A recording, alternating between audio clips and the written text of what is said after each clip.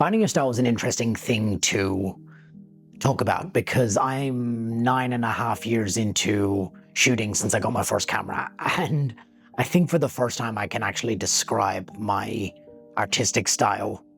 And it's taken me this long to get there. See, I started in 2017. I started shooting and it was really big Instagram era. So in that time, it was very much, you see work and you emulate it because you're trying to make work that looks like theirs. And I came across some incredible photographers. I also came across some incredible influencers who was at that time were traveling to destinations that I'd never even heard of and making work that looked like nothing I'd ever seen. So massively inspired by that. And I traveled a lot and I tried to make work I'm still happy with, but it was never my work. It was me trying to be someone else. Fast forward to 2019, I go to New York for the first time and I come across street photography. Come across incredible artists like Elliot Erwith, Joe Meyerowitz, Henrik Cartier-Bresson, Vivian Mayer. And I travel through Vietnam for a month and I make my first photo book. And it's still some of my favorite work, but it felt like it was me trying to be something else. I spent the next 2-3 years exploring street photography and creating some work that I'm still really proud of. But again, looking back, it was work that was me trying to be something I had seen, not something that was coming innately through me. And that continued for another 2-3 years when I came across surrealist artists like Rodney Smith or Oliver Mayhew and tried to make work that had a little bit of humor and was more set up and you were making photos, not taking photos.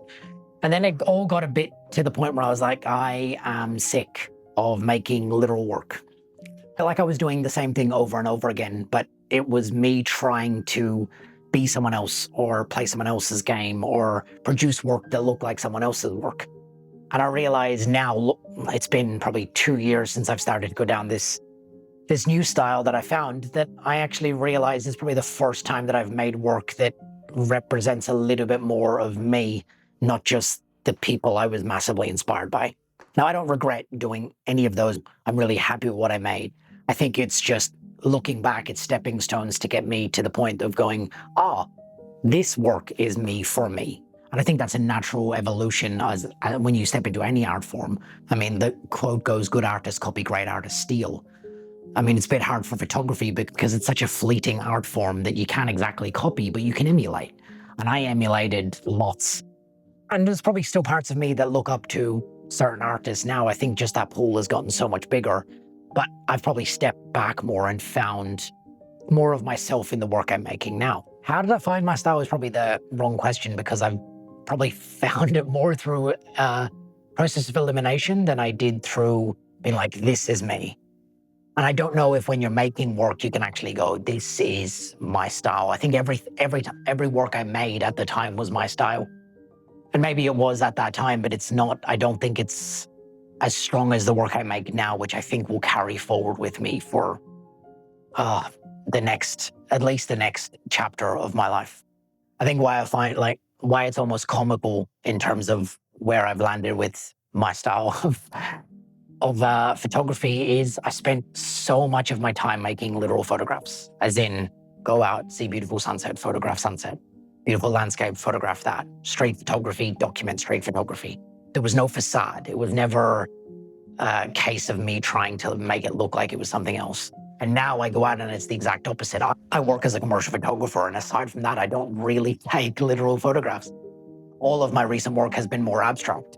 And it's something I didn't understand. I've never really understood abstract art up until about 2-3 years ago, which is probably where that little comedy factor comes in of me actually diving into it and realizing that there's probably more of me in that abstract than there ever was in any of the literal stuff I made. I think looking back, there's a lot of signs that it probably wasn't for me that I blatantly ignored. I think a lot of people liked the work but never really got much from it. I described it as taking your horse to water but trying to make them drink. And I think good art allows that kind of gap where people can get something from it. They can get their own interpretation of what's in front of them. And I always use the excuse that if I was elsewhere, if I'd have made street photos, if I'd have made the street work I did or the photo books I did or the surrealism I did and I was in Europe or New York or somewhere where there was a much larger art presence than there is in Perth, Western Australia, I think it would have resonated more. But I think that's all changed because my recent series, I've sold more work from the series than I probably have from all of my other bodies of work combined, which probably negates the conversation that it's completely about location, more about the work you make and what people get from that work. Instead of me sitting here and describing my new style in detail, because I think there's plenty more videos where that can be brought to light a little bit more.